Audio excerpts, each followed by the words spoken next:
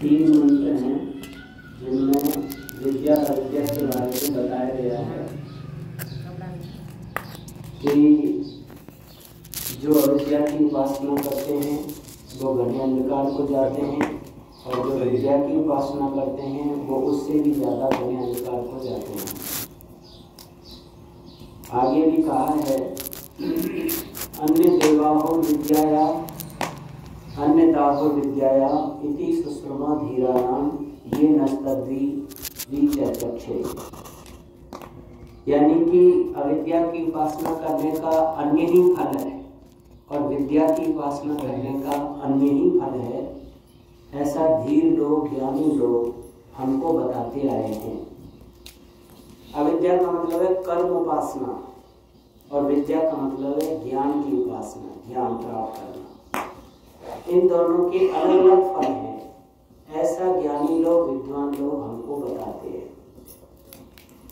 जैसे उदाहरण के लिए आप समझें, कोई व्यक्ति संगीत की जानकारी लेने के लिए मेहनत करता है, हारमोनियम बजाता है, उस पर गाता बजाता है, तो उसको संगीत का लाभ प्राप्त होगा, उसको गणित का ज्ञान प्राप्त नहीं होगा। कोई गणित में मेहनत करता है तो गणितज्ञ बन जाएगा, साइंटिस्ट नहीं बन सकता है। आप अपने शरीर पर लगाएं, कोई व्यक्ति केवल बैठक लगाता है पैरों से, तो पैर तो मजबूत हो जाएंगे पर हाथ मजबूत नहीं होंगे। और कोई केवल दंड लगाता है हाथों से और पैरों से कोई काम नहीं लेता, तो ऐसा नहीं कि उसके पैर भी मजबूत हो जाए और हाथ भी मजबूत हो जाए। ऐसे ही कोई व्यक्ति कर्म करता है, शरीर से मेहनत करता है, शरीर को भोग्य सामग्री प्राप्त करता है, धन वैभव करता है, धनवान बन जाएगा, पर ज्ञानी विद्वान नहीं बन सकता है। और कोई केवल विद्या प्राप्त करने में लगा रहे, ज्ञान उपार्जित करने में लगा रहे, शरीर से कोई मेहनत ना करे, ना इसको बढ़िया खिलाए पिलाए, न कोई आसन व्यायाम करे, न कोई गद्य बैठक करे, न कोई संसारी मेहनत करे, तो बौद्धिक मन तो उसका बढ़ जाएगा और शरीर रोगी हो जाएगा, कमजोर हो जाएगा।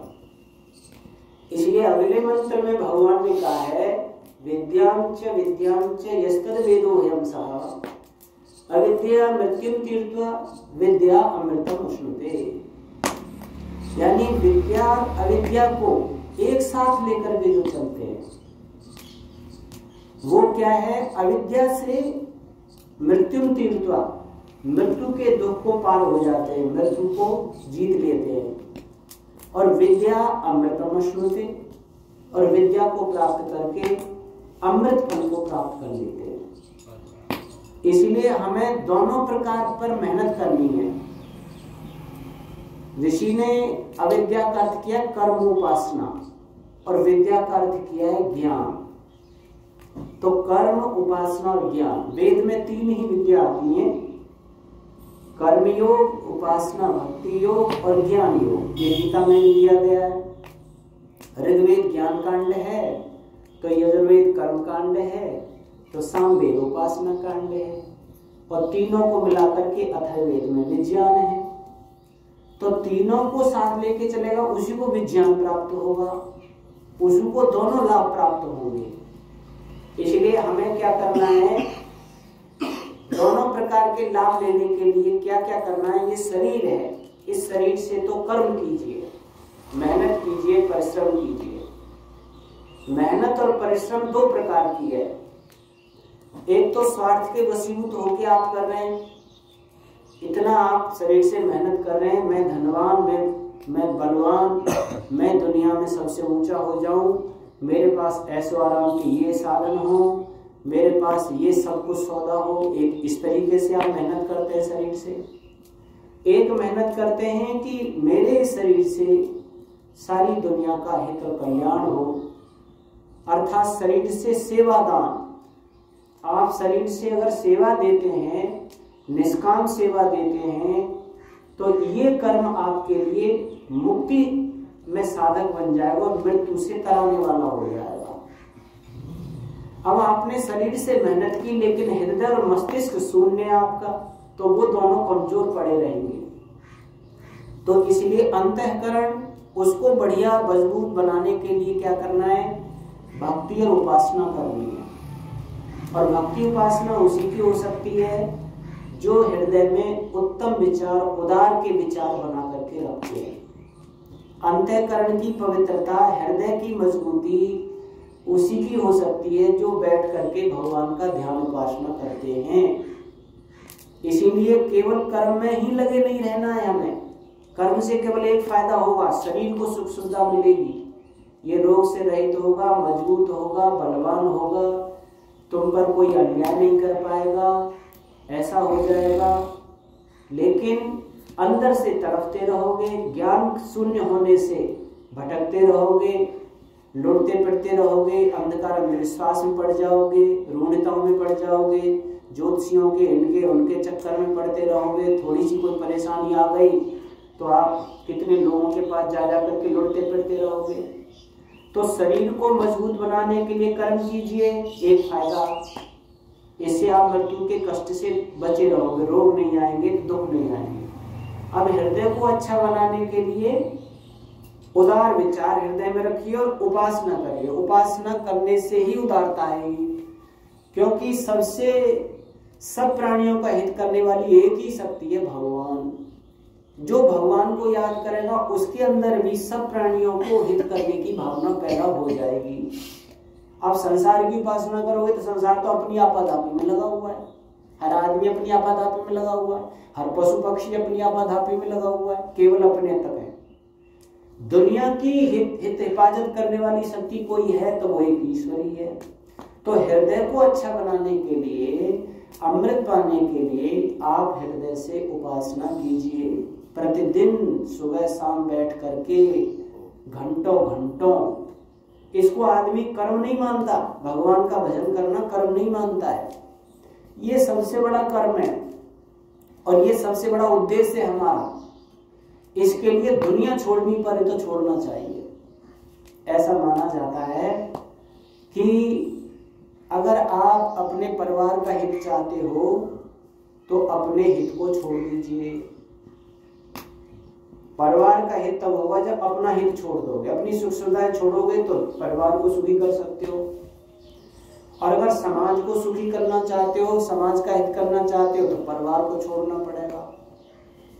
परिवार को छोड़ दोगे तो समाज का हित करने लग जाओ। बहुत से लोग सामाजिक कार्य करते, परिवार पर ध्यान नहीं देते, परिवार पर देते तो समाज का नहीं कर पाते। और अगर पूरे भारत का आप हित करना चाहते हो तो ग्राम समाज को छोड़ना पड़ेगा। और आप आत्म कल्याण करना चाहते हो तो आत्मार्थे पृथ्वी में त्यजेत, आप पूरी पृथ्वी को छोड़ना पड़ेगा, पूरी पृथ्वी को त्यागना पड़ेगा। उसके लिए सब कुछ त्यागना पड़ेगा और उसी के लिए मनुष्य जीवन है। आत्मा के अर्थ के लिए हमें ये शरीर मिला है। बाकी तो पशु पक्षी योनियां हैं ही, जो हम यहाँ करते हैं वो तो पशु पक्षी भी कर रहे हैं।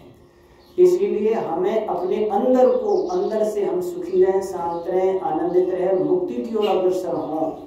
तो उसके लिए उपासना भगवान की करें, न कि संसार की, फलों की नहीं। यहाँ कर्म उपासना क्या है, केवल फल पाने की उपासना में लगे हैं। मकान बन जाए, दुकान बन जाए, गाड़ी आ जाए, बंगला आ जाए, एसी हो जाए, कि ये हो जाए, कि वो हो जाए, इस फल में, इसकी उपासना में लगे हुए हैं। इसे छोड़कर भगवान की उपासना में हृदय को लगाइए, मन को लगाइए, अंतःकरण को लगाइए।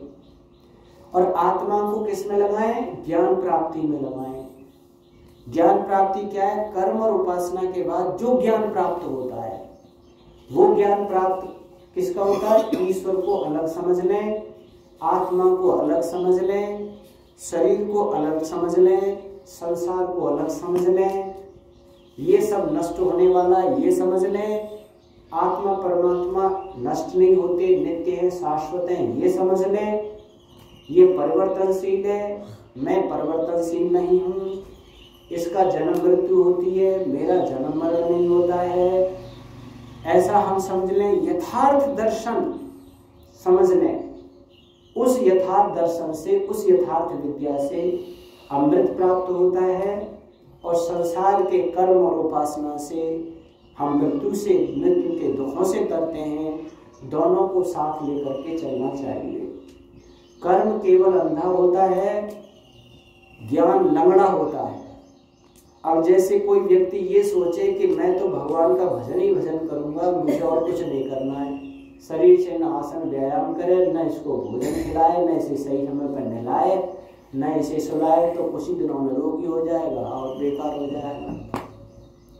और कोई केवल शरीर के पोषण में लगा रहे और ज्ञान विज्ञान से कोई मतलब नहीं हो, तो इतनी मोटी बुद्धि का हो जाएगा, उसे क्या उचित है क्या अनुचित है ये कुछ बोध समझ में नहीं आएगा। इसीलिए मस्तिष्क ज्ञान को भी बढ़ाना है, आत्मा का कल्याण के लिए ज्ञान प्राप्त करना है, शरीर के कल्याण के लिए कर्म करना है। 24 घंटे हमें मिले, 24 घंटे को हमें बांटना है। इतना तो शरीर के पोषण के लिए देंगे, इतना अंतःकरण को अच्छा बनाने के लिए स्वाध्याय सत्संग भगवान के भजन में देंगे, और इतना आत्म कल्याण के लिए ईश्वर जी प्रकृति के यथार्थ दर्शन के लिए देंगे। एक चीज में कोई लगा देगा वही फेल है दुनिया में। दोनों को साथ लेकर, इसलिए वेद भगवान कहते हैं वेद्याम च विद्याम च यस्तद वेदो भयम सहा, दोनों को साथ लेकर के जो चलता है वह ही कर्मोपासना से मृत्यु को तर जाता है और यथार्थ ज्ञान से अमृत को प्राप्त हो जाता है। वो उपाय हम करें। यहाँ एक छोटा सा उदाहरण देता हूँ, उसके बाद समाप्त। आपने पहले भी सुना होगा कर्म और ज्ञान को साथ लेकर कैसे हमें चलना चाहिए। कहते हैं एक बगीचा था, एक फलदार बगीचा है, उसमें एक व्यक्ति लंगड़ा